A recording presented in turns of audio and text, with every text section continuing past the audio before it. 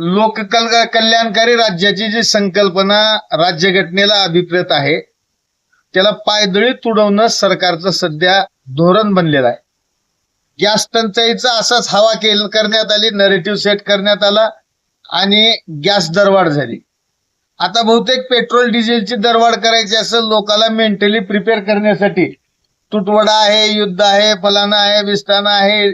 अहो 100च्या पुढे त्या क्रूड ऑइलचा रेट गेल्यानंतर सुद्धा मनमोहन सिंग सरकारच्या काळात 60 रुपये लिटरनं पेट्रोल काँग्रेसनं जनतेपर्यंत दिलंय. पेट्रोल डिझेल विषय दरवाढ करण्याचा हा षडयंत्र आहे म्हणून टंचाई दाखवली जाते आणि यांना आव्हान पेलायचं नाही, यांना कमिशन घ्यायचे. आज लिटरला 36 रुपये यांचं टॅक्स आहे. जर सरकारचं टॅक्स कमी केलं तर सुद्धा ती दरवाढ करायची गरज भासणार नाही. एवढी सुविधा असताना हे सरकार लोककल्याणकारी सरकारऐवजी व्यापारी सरकार म्हणून स्वतःच्या जनतेचीच पिळवणूक करणारं, लूट करणारं सरकार आहे. त्या सरकारचा आम्ही काँग्रेसच्या वतीने धिक्कार केलाय.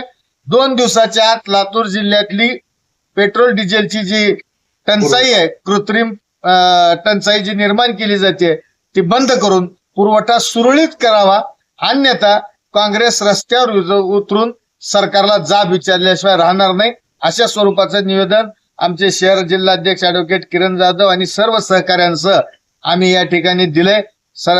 जिल्हाधिकारी महोदयाचा सकारात्मक प्रतिसाद आहे.